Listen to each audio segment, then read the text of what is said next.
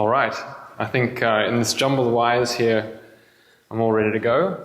So good morning, everyone. Thank you for coming. My name is Balint Seeber. I'm the application specialist and SDR evangelist, software-defined radio evangelist at Edis Research. And today I'd like to tell you about a couple of experiments and projects that I've been working on over the sort of last year or so. And can I just get a survey of the audience? Who's actually heard of software-defined radio before? Oh, quite a few people, yeah? And how many of you actually have a software-defined radio, maybe an RTL dongle or a USRP or something like that? All right. And how many of you know about GNU radio? Oh, great, all right. Well, that's great news. So you'll see quite a bit of that today. So as an overview, I'd like to talk about spectrum monitoring, drones and first-person video systems for drones, vehicular keyless entry that you might be familiar with cars you've seen around the place, RFID, which is a related topic to that, restaurant pages, and the ISE-E3 reboot mission. Who's heard of this NASA ISE-E3 reboot mission? Well, that's great. So then I can tell you about it. And as I said, most of this is using GNU Radio, which is an open source DSP SDR framework that's really fantastic. So just before I continue, this is actually a waterfall plot. So this is showing you the energy in a particular band of the radio spectrum. Across the bottom there is frequency, and then from top to bottom on the vertical axis is time. So does anybody have any idea of what we're actually looking at here? Does anybody want to take a guess as to what part of the radio spectrum this is actually looking at? Any guesses? Come on, one person must have an idea. Anyone? Mobile phones, that's right. Who was that? Thank you very much, yes. So right in the middle there you can see some narrowband 2G GSM control channels, and then on the other side you have wider band signals belonging to some of the other networks. And what's interesting here is that this is running so quickly, you see how there are those discontinuities in the narrow strip in the middle. That's actually the frequency correction burst that's being transmitted by the cell phone base station so that the internal crystal in your mobile phone can discipline itself with the base station as the reference. So let's first look at spectrum monitoring. Spectrum monitoring is the idea that you can use a software-defined radio to capture in, pull in part of the radio spectrum and have a look at what sort of activity is actually going on there. So here as an example, this is one of the other pieces of software I really like to use called Boardline. It's really pretty and it allows you to investigate and analyze all sorts of different signals graphically. But the interesting thing today is that technology and interface speeds have come so far that you can pull in a huge amount of bandwidth into your laptop from a software-defined radio. So, for example, I've got this guy here, and you're welcome to come and have a closer look at this afterward. This is the USRP B210. It has a USB 3 connection to the computer, and you can pull in up to 56 megahertz worth of spectrum at once into your computer. So here we're actually looking at 50 megahertz, which is that picture I showed you before of the cell band, and you can see all the activity there. If we actually run this as a video there, you can see on the right-hand side there's control channels, and as they fly past, you see that pure unmodulated tone there, which is that single little line in the break. And that's what the phone listens to discipline its internal clock. So the frequency of your clock in your phone matches that of the base station. Now, speaking of mobile phones and base stations, it just so happens that there might be one set up in this room, and if you wanted to try and actually get on there with your mobile telephone, then get your mobile telephone out and then go to manual carrier selection mode and look for a base station name, a carrier name that comes up with a Chinese flavor. Okay? So once you do that, then hopefully someone will do that now. There should be some activity here in this window. And these are some of the numbers that apply to the system. So when you log on and it's successful, then you can text back a 4 to 10 digit number to the number 101, from which you should automatically get a text anyway, and register your phone number in the system. And if you want to call me at any time during the presentation, then feel free. My number is 2104. So anybody game enough to test it out? I mean, I can just call myself here. I've got two phones that happen to be on the network. I'm going to dial one from the other one. You see there's some activity there. I'm calling myself. Let's get some speaker action happening. Hello. Hello, testing 1, 2, 3. You can't hear it very well. But there's some activity there, and you can also send text. So feel free to send me a text. If you want me to talk about a particular point, obviously feel free to ask questions, but if you don't want to stick your hand up, then you can text me as well. So has anybody successfully logged on? Anybody trying to log on? It might be that one. Anyway, feel free to send me a text. But the other, oh, there's some more activity there. Someone's trying something. So the interesting thing is that this entire mobile phone base station is running on an open source 2G GSM implementation called OpenBTS. You can download it, get an SDR, try it out for free, set up your own base station. And what's even cooler is that I showed you that board before that you need to hook up to your PC. This base station is actually running on this guy here, which is an embedded USERP. It actually has a dual core ARM processor plus an SDR in the whole single one thing.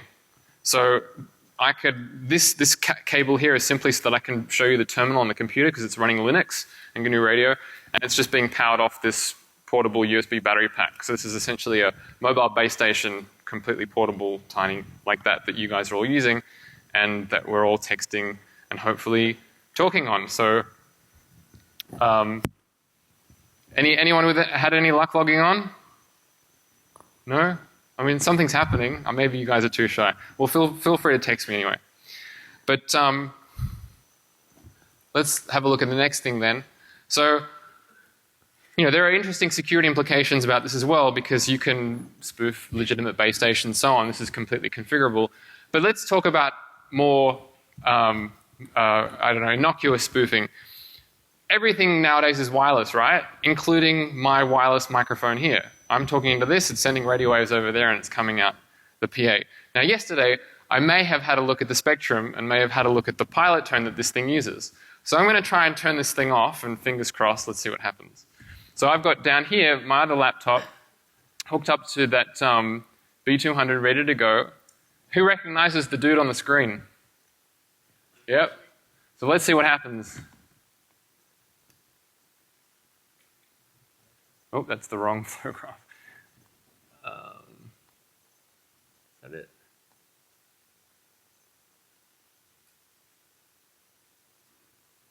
So it's starting up.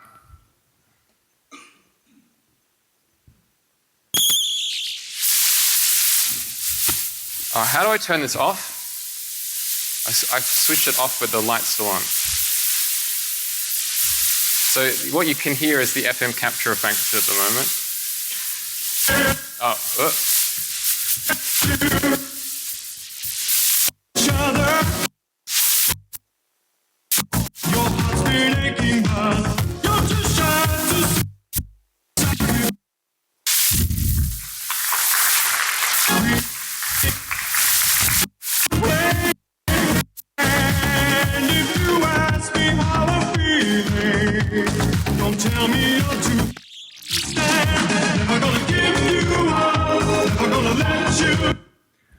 It helps if I turn the power up on the transmitter to override this one. That's the problem with FM, that usually you have the FM capture effect, which means the most powerful transmitter wins. And here, because we're at about the same distance and so on, they're fighting. But you get the idea. I was really tempted to rickroll someone else during their presentation yesterday, but I figured I'd just rickroll myself.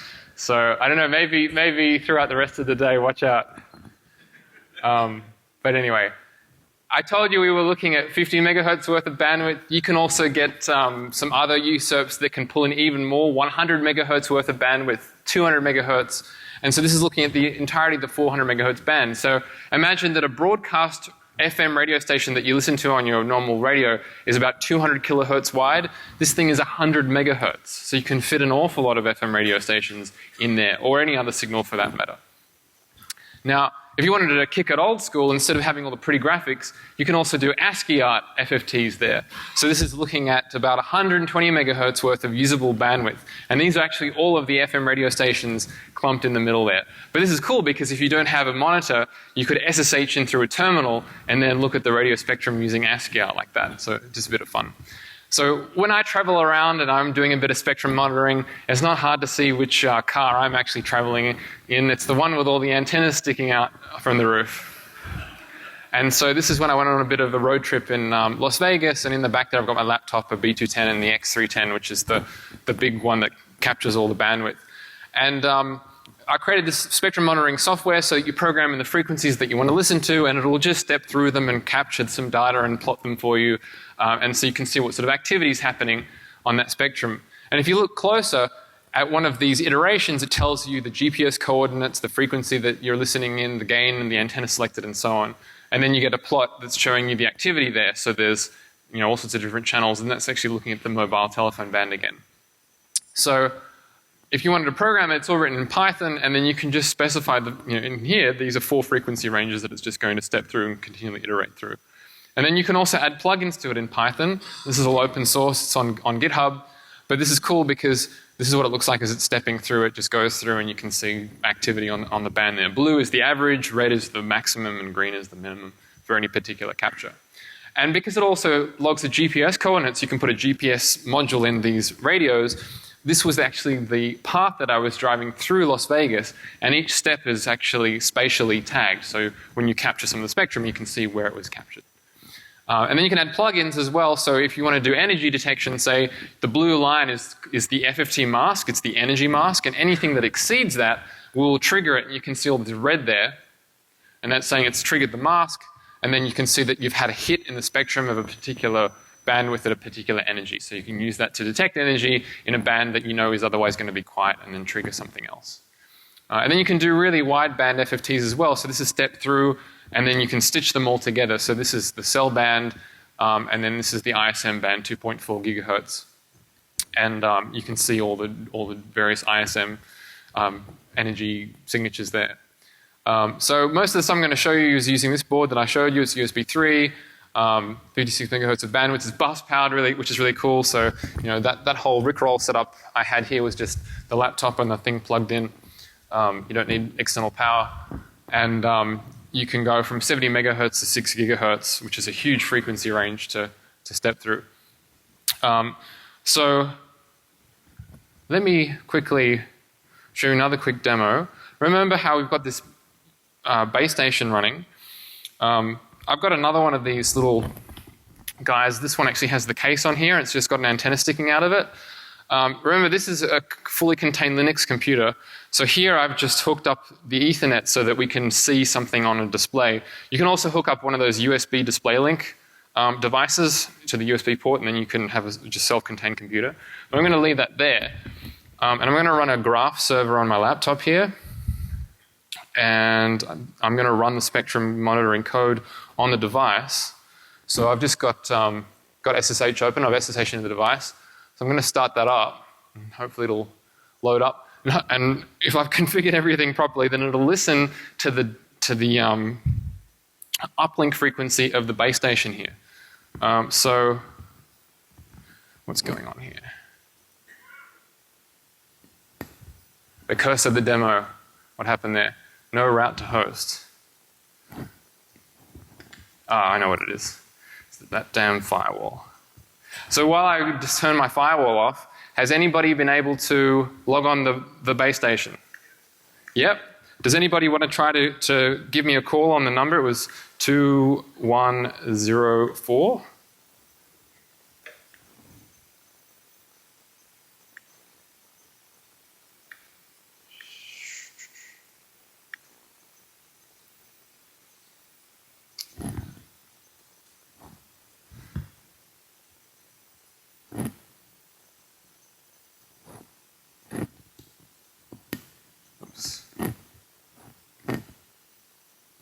Oh, I know what it is. I changed the IP address of this laptop. So let's fix that. So what I'm doing is I'm actually specifying the IP address of the graph server. So I just need to change that to 253. And we can give that another shot. Does anyone want to call me? Please? 2104?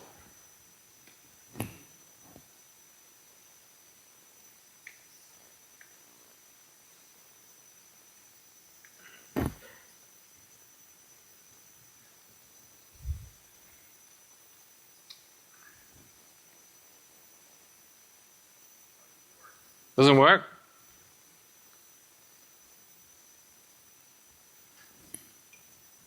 So if you want, you can also try dialing 600. Maybe too many of you have logged on, it's possible. Anyway, we can come back to that.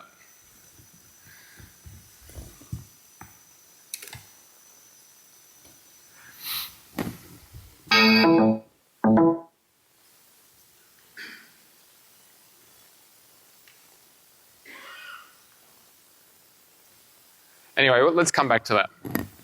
So the next thing I wanted to show you is drones. So who's actually seen a drone in action or flown one themselves? Yep. So they have meetups all around the place, and this particular meetup is in Berkeley, and all these people come along with their drones, and they do drone racing, and it's really quite exciting, and it's the first time that I'd actually seen this sort of thing myself, and I was pretty impressed with it all. And I thought, well, what if you could, combine droning with SDRing? So droning and flying drones can be pretty exciting. Make Magazine came along that same day. These are drones there. They actually do drone racing, so it's pretty intense. The one interesting FPV thing drone is racing is growing in popularity drones, by leaps they and put video bounds. cameras on But them. with more people getting into the hobby, having more racers turn up at your local meet can be a literal growing pain. The drone to actually Interfering with another pilot's frequencies means complete loss of control of the craft, which can easily lead to broken parts. So the problem is that if you don't coordinate your frequency usage, then all these people are going to trample on each other's frequency, and this is what this video and article was about. So spectrum management is a bit of an issue there, and because they're using analog video downlink, it takes up a huge amount of bandwidth.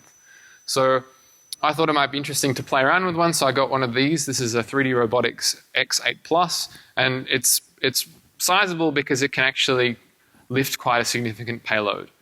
And so I was really excited, and I took it out for the first time. That's what I'm talking about! And I was really, really excited. That's what a drone's supposed to do! So it flies up in the air like that, and you just use a normal joystick to control it. And then you can either land it manually, or you can flick a switch and it will land itself. So right now it's going to go and land itself. It flies 15 meters up in the air and then tracks over to where it originally took off, and then comes down and back to the launch point, lands automatically, which is really pretty cool. I mean, the autopilot thing waits for 5 seconds, really neat. So it just hovers there for 5 seconds, and then comes back down to. And I'll put the throttle into the lowest possible point, so it's going to disarm once it lands. It's coming in for a nice smooth landing, and then it gently touches down. The other cool thing is that it has live radio telemetry downlink, so you can see where it is on the map, you can have a virtual display there, you can see what altitude it's at and so on, and so it's really good for tracking in real time. So I thought it would be cool to take one of these USRPs that you have here, and you're welcome to come up and have a look at the end, and actually strap it to the bottom. And because this is a self-contained computer, you can run software on it and then fly it around in the air. So what I did here was I plugged in one of these little Wi-Fi dongles, and you can run host AP on it. And then that spectrum monitoring code that I just showed you before, I then ran on it, and so hopefully that sort of picture there is familiar to you. And this is actually now running on the E310 and sending the data back down over the Wi-Fi to my laptop on the ground. So this is just there on the ground, looking at the cell band doing its thing, scanning through the bands. And what I wanted to see was whether, if you took it airborne and gave it some altitude, and then send whether or back not over you the could Wi-Fi resolve link many more signals. the information, Higher up, you're going to have line of sight to the more FFT, transmitters. and that will be plotted here so, locally on this computer. So you can see here's some activity there. And what's interesting is now that here we're on the ground, we probably don't have very good line of sight to various space stations or handsets.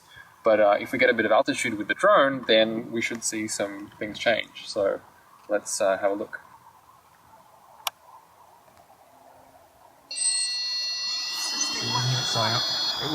This was the night before I actually flew over here, so it was all a bit rushed. I just got it done in the end, but you can see it going up in the sky there. And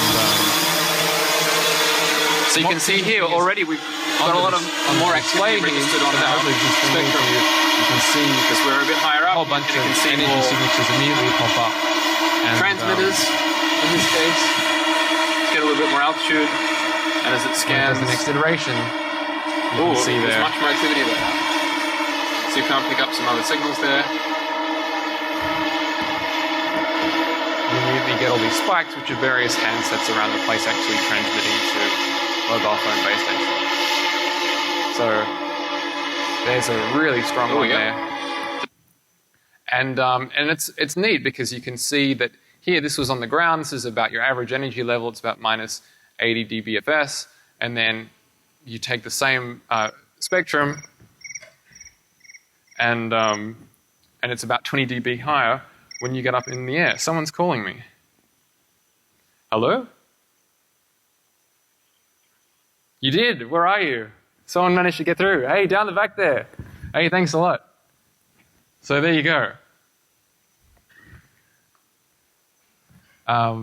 Right, so once again, there's this issue of frequency management if you're going to transmit. And as I said, in this case, you're actually dealing with analog video. So what happens, this is a different application using the E310. What happens if you actually stick a webcam on there? Hello? Oh, no. Okay, you hung up. So what happens if you put a webcam on there and connect it to the E310? So the E310's on the bottom, and webcams is just an ordinary webcam plugged in via USB. And here I'm doing a test where I, in GNU Radio and with a bit of Python, take frames from the webcam, modulate them into GSM, or GMSK packets rather, send them over the air, and the video comes out on the receiver computer. So here you can see a waterfall again of those packets being sent out. This is just the test indoors. And this is, in GNU Radio, what the flow graph looks like. So this sort of describes the flow of the data through all these people calling. What's happening here? Hello? Someone's calling. Don't be shy. Where are you? Hey? Hello? Oh, cool. Yeah, all right. There you go. Thanks. I should put on call forwarding because I'm doing a presentation. So what happens here is that this is actually taking in data from a UDP socket, so from the webcam software that's capturing the frames, and then it's sending them out. And in this case, it's modulating with QPSK, so I get double the bandwidth, double the throughput. And then it goes out to this this final block here. Oops, sorry. This final block here, which is representing the SDR hardware itself. So this describes the flow of data and is actually the modem, the modulator, one side of the modem. And then here is the receiver. So this block on the left represents the SDR hardware again, and does a demodulation, finds packets, deframes them, and sends them out a UDP socket to the other Python script that's actually receiving these packets and reassembling the video frames. So it's quite a nice graphical tool to develop the SDR side of things. So got a bit of an outdoor test then, set it up there with my laptop and a B200 and right over the receiver there side of it. 3D robotics, and then I've got the webcam and the drone there with the, running this software on board.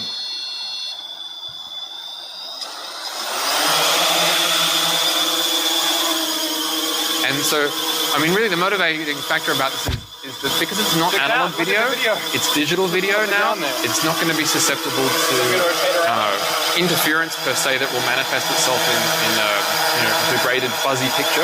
Either the video frame will get through or not, but usually the digital modulation schemes, you can use error correction and so on. And then if it works, as you can see there in the top right, you'll have a crystal clear picture. And so it's in the air and it's pointing back at us, and you can see us there. So there's the drone, and there we are. More importantly, this is the interesting thing. With analog video, you're just transmitting in one large portion of the spectrum. In digital video, you can actually allocate a specific portion of the spectrum or dynamically hop around and share that spectrum automatically and not have to worry about doing any manual coordination, which is what they have to do in the past. So there are a lot of other frequency hopping schemes like Bluetooth and the actual digital remote control of the drones. It's all hopping, so the radios hop automatically and the receivers know where to look next. GSM as well, and it's all really clever frequency coordination and sharing of the radio spectrum. So you could have lots of these video links running, and you wouldn't have to worry about telling all your friends and neighbors what frequencies they're using. So there it's flying away again. And it's just really cool because these drones can go really high up in the air and you can take some really cool photos of stuff. Like there, it wasn't the intention, but you can, end up looking into people's backyards and stuff. It was a bit weird. But here, this is a screenshot of the screen there. This is the QPSK demodulator. You can see the 4 clusters of dots because it's 2 bits per symbol. That's sending the raw data to the frame parser, and then it's putting it on the display there. And you can see behind it, APM Planner is showing you the map and where the drone is.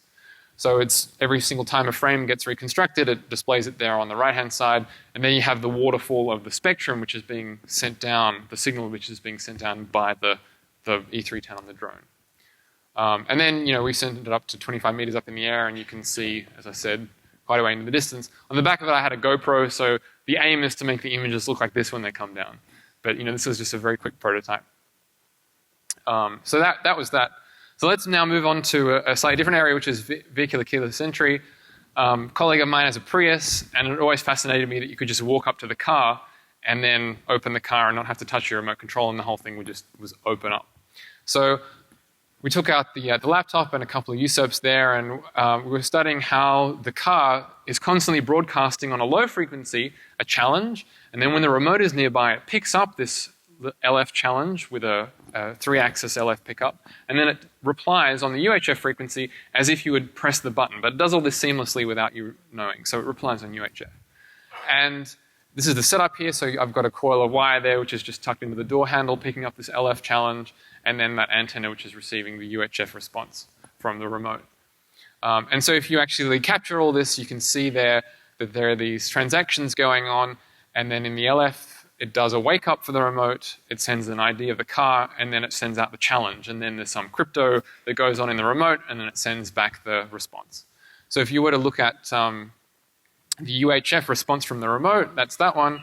You've got 2AX, and then you've got the response after that crypto computation. Now, the cool thing is that if you use one of these radios that has 2 channels, you can capture all this at the same time using the same clock and see how it all aligns in time. So here, the blue is this periodic pinging from the car, and the red is that response from the remote control. And if you were to look at a video of that, you can see as it runs by, this is the animated waterfall with the 2 channels going, you can see this activity happening.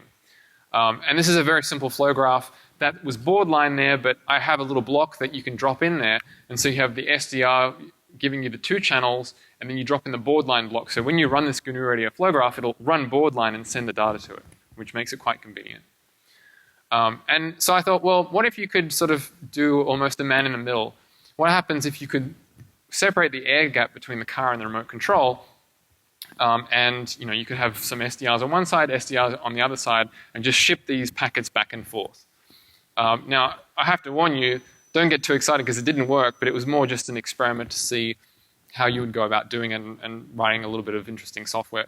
So this is that wake up again, looking in GNU Radio. This is the challenge that was registered there. So in GNU Radio it all works, and then I've got some software there sitting outside that's listening for the LF from the car and is ready to rebroadcast the UHF response from the remote control, but it's not actually there. So inside, these 2 areas are connected via Wi-Fi. Inside is this X310, and that's going to transmit the LF, retransmit or relay the LF response, the LF interrogation from the car to this coil of wire there. And then I'm going to check that it's coming through with this loopback, so I have another coil that's going to pick it up. And if there were to be something sitting on that coil, then if it's transmitting in UHF, then that B210 will pick that up and then transmit that back outside through the Wi-Fi. So essentially you're going to be listening for energy bursts, packaging them up, shipping them over Wi-Fi, and retransmitting it on the other side. So if I put a remote control on that coil, it's going to think that it's actually next to a Prius. And that little coil is transmitting the same thing that's coming from the car. And if you look there closely on the screen, you can see that that wake-up signal is actually being found outside. This is VNC of outside. And then this is a GNU radio flow graph that's listening for those bursts and then shipping them off over a TCP connection. And then here inside, that same signal is showing up coming out of the USERP inside. So the remote is thinking that it's near the car, and then this is the LF relay inside. I won't go into the details there. It's really quite simple stuff. You're just shipping one thing and replaying it on the other side almost instantaneously. So here we have that LF response, and now the remote control is active, and it thinks that it's at the car, and it's actually transmitting back this UHF response to the car, it thinks, but instead it's actually going into the user. And so that's going to pick up the ACK, and then the ACK will be received by this flow graph and then packetized, sent over the Wi-Fi link back outside and retransmitted to the car. And that's outside, and you can see that it's actually transmitting outside as well. And that's the transmitter. So, I was really excited. I didn't look too much into things, and I had a feeling in my head that it wouldn't work for a very specific reason. But I thought, whatever, we'll see what happens. So I put it on there, and you can see there that it's picking up the challenge, it's sending the response. Well, the ACKs. Let's not get too ahead of ourselves. And then I ran outside as quickly as I could. Super excited. Wishful thinking, because I said, I'm telling you now, it didn't work. And then, of course, the car's still locked. And this wasn't a big surprise to me. It was more just a bit of a challenge to set up this relay interface. But who can tell me why? It's pretty obvious why this wouldn't work. And you would hope that it wouldn't work, right? Any ideas? Yes, that's right. So the killer here is the latency. If you look at this is actually now both signals captured together. Blue is LF, red is UHF.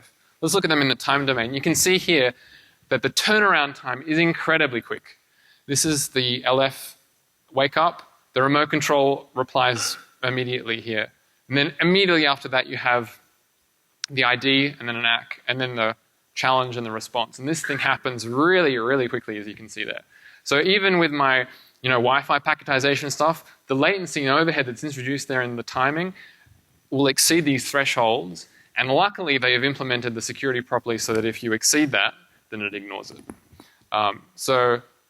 It is possible to use higher bandwidth links, and if you do direct from one radio to another and use some FPGA smarts and so on, you might be able to get down to it. So that's left for future work. So that's keyless entry. Now, related to this topic, RFID, I was driving around and I saw these antennas on these street posts, and I was wondering what they were because they were pointing down into the lane on the road. And so I got my laptop out and captured it with my own Yagi there. And then it turned out to be fast track. So this is those modules that you put on your windscreen so that when you go through electronic toll booths, I'm sure you're all familiar with it, and they have different names everywhere, but the toll booth can identify you and then subtract from your account. And so somehow these things contain an account ID, and they're read as you drive through. And this is actually one of the toll booths the toll booth at the Golden Gate Bridge. And I went there with my Yagi and my laptop and was looking very, very, let's say not suspicious, pointing it at the toll booths. But fast track is interesting because it uses 900 megahertz ISM. A wake-up signal will wake up your tag, but the tag does not have a radio inside it that will actively transmit back. It uses this thing called backscatter modulation. So it'll be energized, and there's a passive antenna that is inside it, and the load will change on it that's controlled by a little microprocessor. And the radar cross-section of that antenna will change, and the way that it changes will actually be the modulation of your data that's read back by the reader. So it's a really, really clever system, and they have a long life lithium battery in there, and it lasts for years, and you don't have to replace it. Because it's not actively transmitting. It's just changing the way it looks to the transmitter. So if you were to look at the signal, again, it's a similar sort of thing like the keyless entry. All this stuff is linked. There's a lot of really similar stuff in all of these different protocols. So there's a wake up, there's a preamble, there's the payload. In this case, it's saying, hey, tell me your ID. And then because it's backscatter, you need to energize the tag. And so you have this unmodulated backscatter carrier that's transmitted to the tag. And so what you can do is you can use this really cool RF device called a circulator. You transmit in port 1, and then you hook your antenna up to port 2, and all the energy coming around from 1 to 2 will go out of the antenna, but it won't continue around to port 3. And any energy that ends up coming in from the antenna will come out of port 3, but it won't come back around to port 1. So it's this way of isolating these ports. And so that way, you can actually get a usurp, do transmit and receive, have the circulator in there, and use a single antenna to both energize the tag and read it as its radar cross-section changes. And so what you can do then is you can, hopefully the signal is familiar to you, that's the one I just showed you before. That's going to be the interrogation, and then you have this unmodulated carrier. When you put the tag there in front of the antenna, then it will suddenly have this backscatter energy received and then modulated on top of this backscatter carrier. And that's what actually contains, in this case, my fast track ID. And so none of this is encrypted, so I could just hold it up and it'll read it. and the GNU radio flow graph will look for the preamble coming back from the tag using a match filter, and then sample the bits and then decode the data. So we've got one there behind the windshield, and I just hold the antenna up to it, and then it reads it, just like a tollbooth. So you can go around and read everyone's tag, and of course there are implications of that. You can spoof people, or stand on a bridge above a highway, or track people, and so on. And this is the flow graph for that one. It's a little bit more complicated, but it comes down to this fast-track decoder block that knows how to decode this particular protocol. And in a similar vein, with backscatter, this is the, of course, I imagine most of you have key fobs at the office to get through doors, security badges. This is the recorded transaction there. And you can see here that, again, it's sort of split up into these stages of wake up and preamble and some sort of challenge response. If you look into this larger bit of data here, then this is using backscatter because, with these RFID tags, they're passive. So the reader will energize it, the microprocessor will start running and do some computation and send back the result.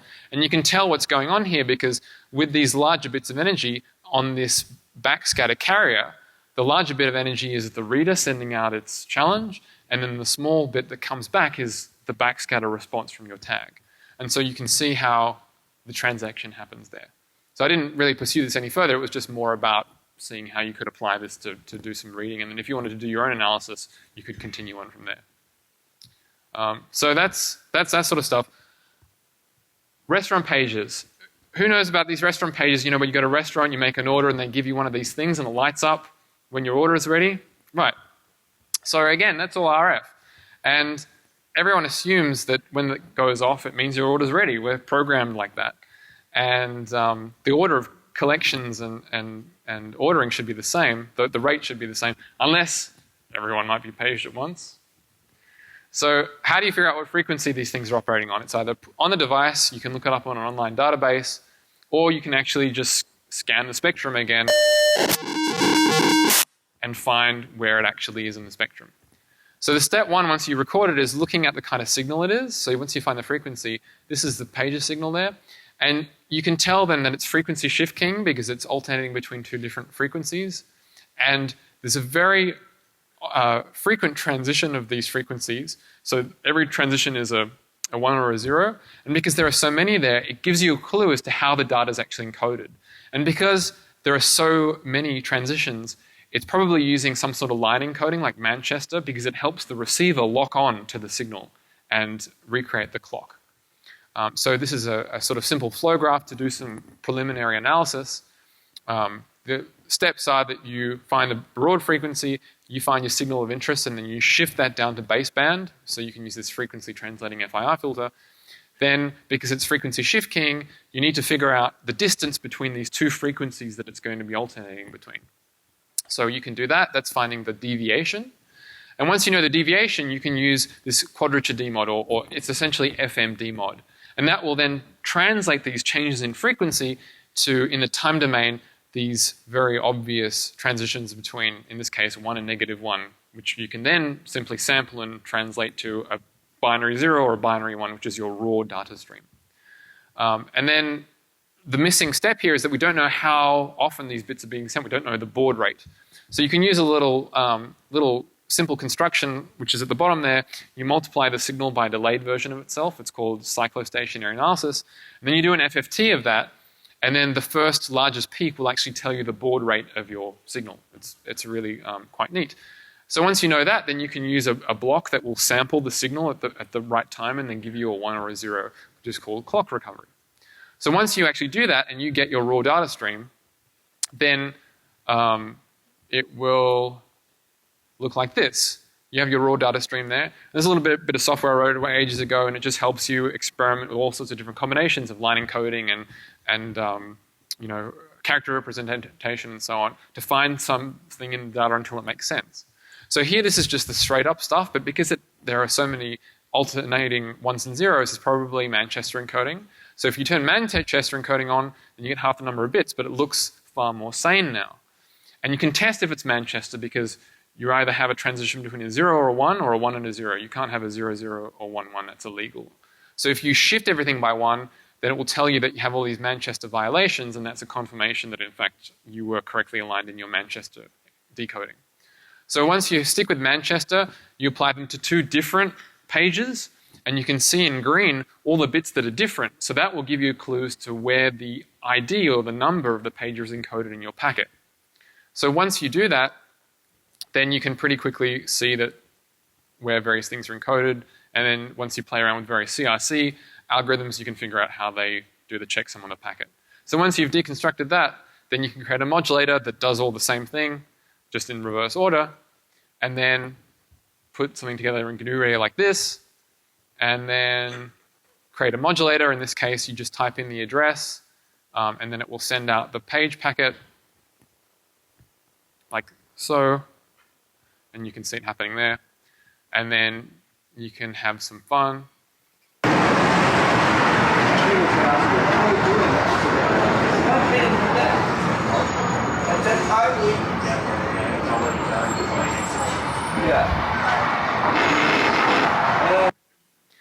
And then you can have an XMRP interface through your web browser on your phone. So I told my colleagues that I was just capturing some more data and went inside, and then I could actually run the pager from my mobile phone via ad hoc Wi-Fi. That's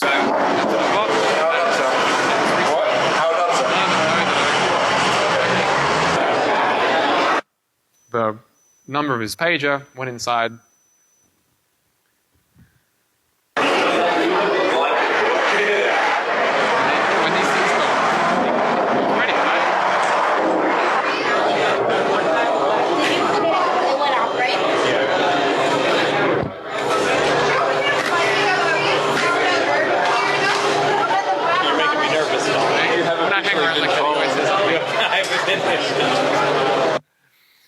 And so the poor lady at the kitchen was really confused because she was trying to find the food and it wasn't there. So the other feature that I have here is this slider, which you can drag as the address from the left to the right side of the screen, and it'll page every single number in the entire address range. I haven't done this, but I won't say that someone else hasn't, and it was pretty funny to watch everyone get off. So another system is POXTAG. It was used as the sort of standard pager protocol with the beepers. There's this GR POXTAG which gives you this block. I modified that a little bit, and then a different restaurant, a different page system uses that. You can deconstruct the packets, similar sort of thing. POXTAG has a particular funny standard that you have to adhere to. I won't go into the details now. But again, you can find where the address is encoded and recreate it. This is another restaurant that uses POXTAG. You can see the page. 46, you can see it going up there. In this case, we had a bunch to play with. And then 46 goes off, and then we'll do 39, and then we'll do 56, and then we'll do 83, and then... So, more fun there. And this is a cool one because with this particular page, you can actually put it, they give it to you when you order. You go and sit down and you put it down on the table. And the table has an RFID tag underneath, and this thing will read the tag and then transmit back to the kitchen where you're sitting so that when they bring the food to you, they know where you're sitting, which is pretty neat. And this is used as Zigbee, and there's this nice GR out-of-tree module for GNU Radio that will give you a Zigbee transceiver, and this is pretty much the flow graph there. It's quite elegant. And then you can, decode it in real time, and also you can see the packets there in the background, and this is a Zigbee packet, and hook it up to Wireshark. So once you find the right packet in Wireshark, you can see, again, very clearly where the pager numbers are encoded, but you also have to know where the table's encoded because that tells them where you're sitting. I went around the back to the kitchen and kind of leaned over and looked at their display to figure out where we were sitting, and it turned out to be table 36, which is also encoded in those packets. So that's that protocol. So if you want to take a pager hostage, it always listens for this broadcast from the pager system. So if you want to take one hostage, then if that's something you really wanted to do, you would create the broadcast to think that it was still home, because if it leaves the zone, then it gets really angry and goes off. So that's pager systems. Now, this is a bit of a change in pace. 30 years ago, NASA launched this space probe, ISE-3, and it was put into a heliocentric orbit at one stage, and it was originally designed to study the interaction between the solar wind and Earth's magnetic field. This is in 1978, International Sun-Earth Explorer 3. And it was renamed later ICE, and it was the first spacecraft to go into the Earth-Sun L1 Lagrange point. And it was also the first spacecraft to pass through the tail of a comet because the US wanted to beat everyone else because everyone else was going out to visit Halley's Comet. And it was put on this sort of mind-bending trajectory originally from the Earth. It went around the Earth, did some slingshots, went out to this L1, and then went through the comet's tail. So if you were to actually visualize that, this is this really cool sort of video showing it. This is actually, so the Earth-Sun rotating frame. So the Earth is there at the center of the circle, and the Sun is out there, and the camera sort of tracks it as the Earth orbits the Sun. So the L1 point is there, it orbited there, did some slingshots, and then it's going to go slingshot past the Moon, boom, pick up some energy, and then go out into this heliocentric orbit. Now, that was a long time ago, and it's an old space probe, and it was spin stabilized, and it talked on the 2 gigahertz band, and it had all sorts of interesting science instruments on board. And then the telemetry would come down from the satellite too, and it would tell you about how the propulsion system was configured and so on when they wanted to make these maneuvers. And so it went on this orbit around the Sun, and eventually they found the transponder signals. As you can see here, this is in more recent times, it's catching up to the Earth, and it was about to actually come back and visit us. And this actually happened late last year. And this is a sort of interesting picture of that trajectory. So what happened was these people picked up the transponder signal because NASA had left it on. And there was no telemetry on it. It was just an unmodulated carrier saying, I'm on and I'm here. And amazingly, after all this time, they still picked up the signal.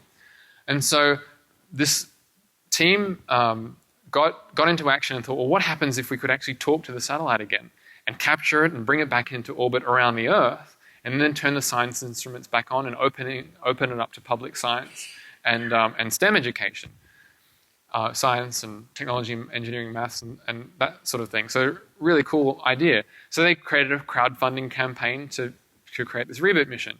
And time was of the essence because assuming that the thruster still worked and there was enough fuel on board, there was only a very limited amount of time the window during which you could fire the thrusters to change its trajectory to bring it back into orbit around the Earth, because once it went beyond a particular point, there would not be enough fuel to make the required delta V maneuver. And so how do you talk to a space probe that's, or what was it? Well, quite a distance away, 10.5 million kilometers away at this particular point? You go to the largest radio telescope on the planet. This is the Arecibo radio telescope in Puerto Rico. It's 1,000 feet across. And so we had a bit of fun there. We took these usurps there. This is actually the platform that sits above the dish. And you can go up there, and we went up there to install a custom power amplifier and set everything up. And this is back down in the control room. And we just have this laptop and some usurps hooked up to the patch panel there. And you can see here, very, very weak signal. This is actually the space probe's transponder coming up out of the noise. And then you can see there, due to the Doppler effect as the Earth rotates and so on, this is a single frequency, but because you have all these moving components, you get this Doppler effect, so the frequency will shift.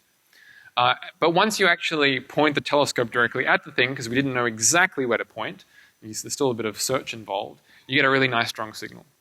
And then we need to send commands to the space probe to turn the telemetry back on, to actually wake it back up again and assess the state of the spacecraft. So this was the moment where finally we sent out the command,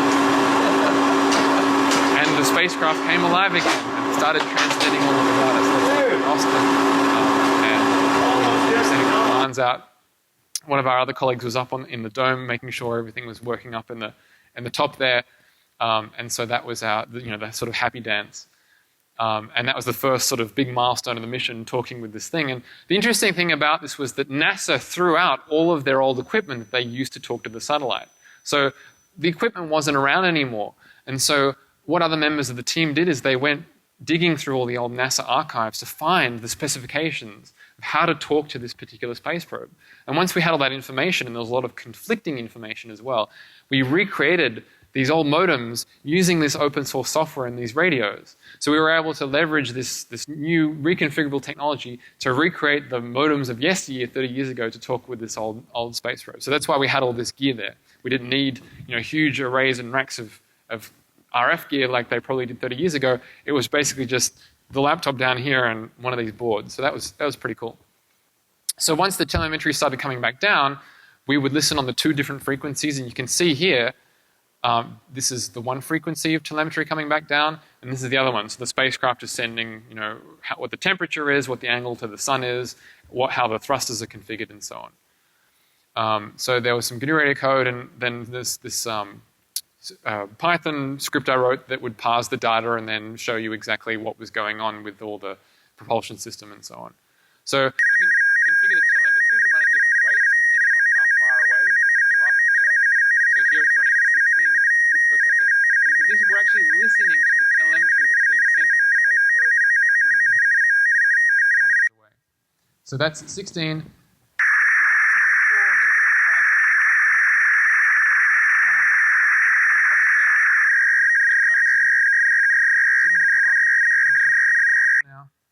And then at 512,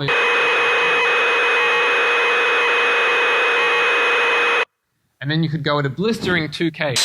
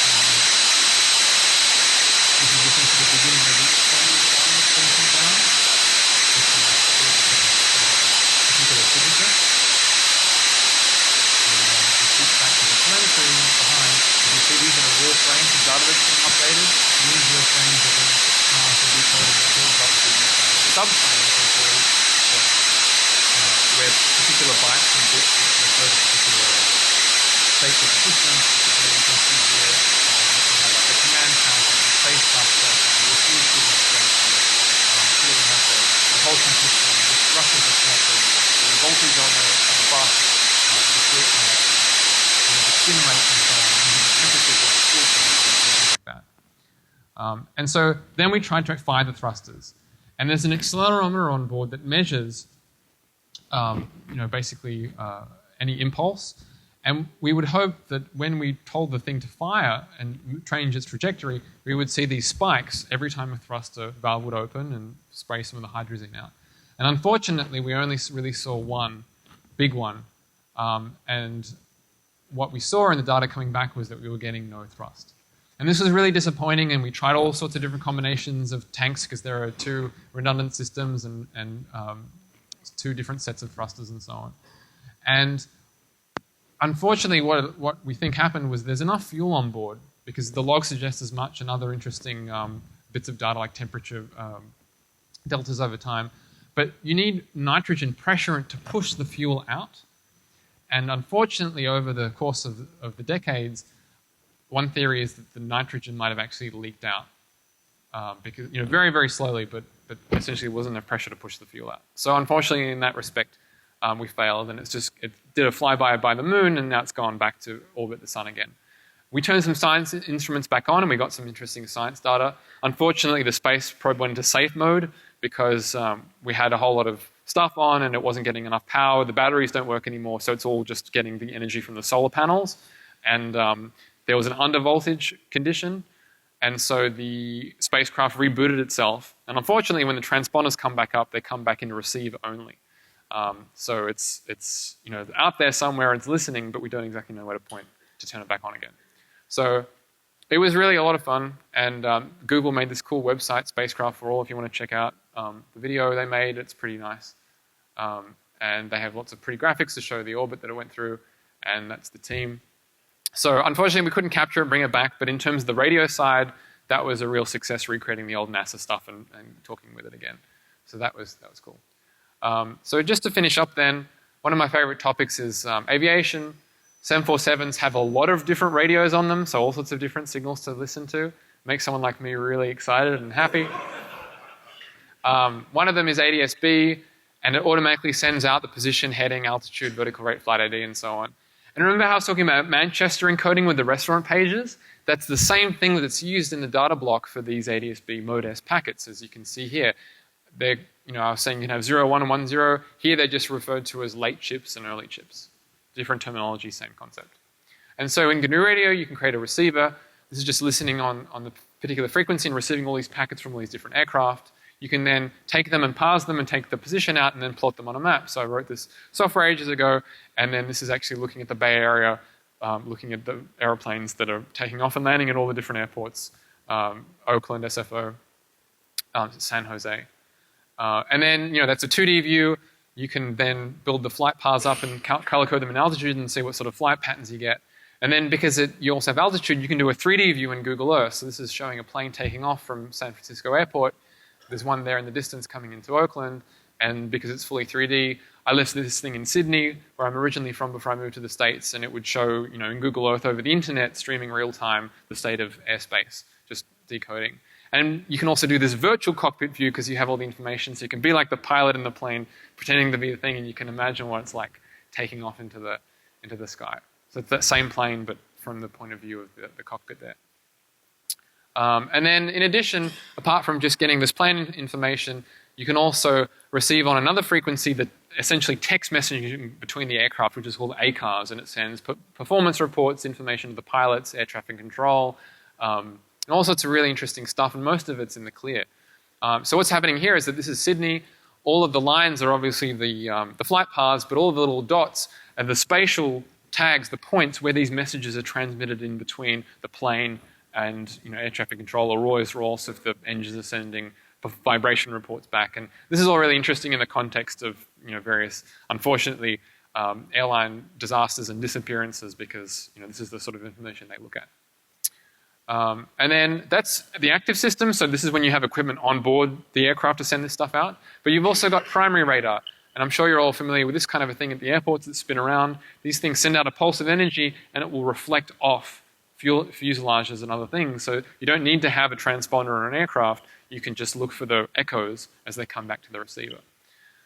So these radar returns, you send out this pulse, and then you have these echoes that come back. And I took one of these radios up to a hill nearby an Air Force base and recorded it, and you actually saw these echoes coming back. So, I'll cut this bit short. Once you synchronize the radar using some software, this is the main bang here on the left, and these are all the echoes that come back after that. The ones that are close in are known as clutter, because they're usually local large objects. But once you actually take all that data and produce this raster plot, you have each scan line, which is basically a bang and then listening for the echoes. And then going down vertically, you have time. So as the radar rotates around, it's going to produce this kind of image, and you have all these interesting things starting to come out, which is this data which I just recorded with one of these radios. And so once you unwrap that onto a map, this is the Bay Area. You have all this ground clutter here, but you see how we have these interesting shapes. When you do this polar unwrapping, they turn into straight lines. And this turned out to be all these power line pylons that cross the water there, and then echoes from the bridges and so on. So it kind of works.